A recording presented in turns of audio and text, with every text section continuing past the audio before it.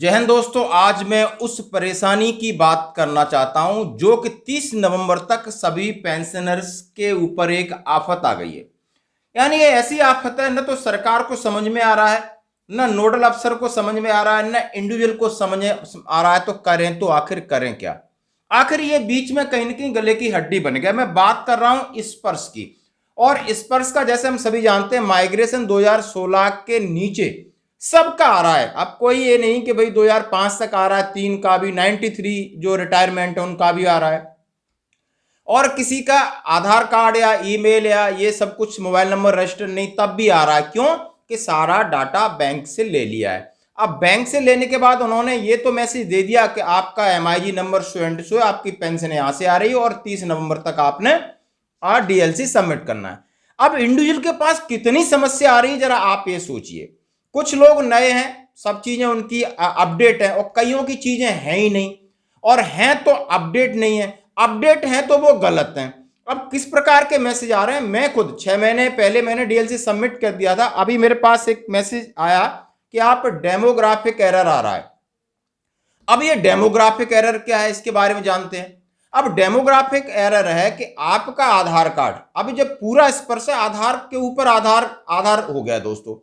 अब हर एक की डेमोग्राफिक फेल, यानी डेमोग्राफिक यूनिक आईडी, यानी आधार का वो सॉफ्टवेयर है, यानी वो हिस्सा है जिसमें आपका नाम, आपका डेट ऑफ बर्थ, आपका प्लेस, ये चीज कवर होते हैं। यदि ये चीज आपके आधार में है और आपके डॉक्यूमेंट में सेम है तो आपका डेमोग्राफिक क्लियर है, नहीं तो फेल है। यदि स्पेस का भी फर्क है, फेल है। मेरे सरनेम में स्पेलिंग गलती, फेल है।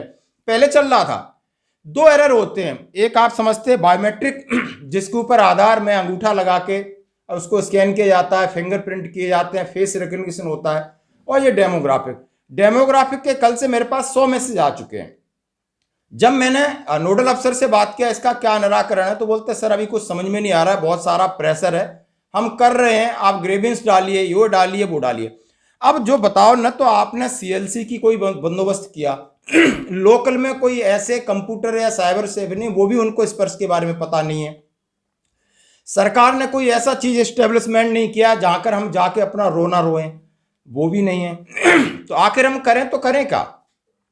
इतना आपने दे दिया कि 30 नवंबर तक सबमिट करना है, नहीं आपकी पेंशन बंद हो जाएगी।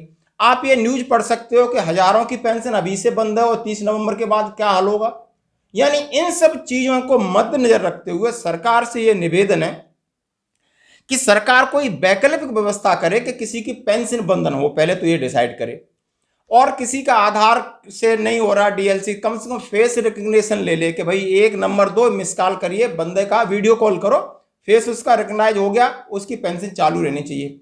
और आपका स्पर्श का जो सॉफ्टवेयर है, आप पहले इसको अपडेट करिए और इतना इजी करिए कि लोग घर पे बैठे मोबाइल पे इससे काम कर सकें। कहीं लाइन लगाने, चक्कर काटने लायक नहीं है। कुछ लोग चारपाई पे पड़े, खटिया पे पड़े, गांव में पड़े, दूर दराज इलाकों में पड़े, उनके पास छोटा फोन है, इस फोन को जानते भी नहीं होता क्या है। ये सारी इंडिया डिजिटलाइज नहीं हो गई है। सबने पीठ थपथपा ली कि ये ऐतिहासिक निर्णय है। स्पर्श ऐतिहासिक नहीं है, ये ऐतिहासिक भूल न बन जाए, इस पर ध्यान देने की जरूरत है। ये मेरे सजेशन है। आप इससे कितना इत्तेफाक रखते हो जरूर कमेंट्स करिए। धन्यवाद दोस्तों।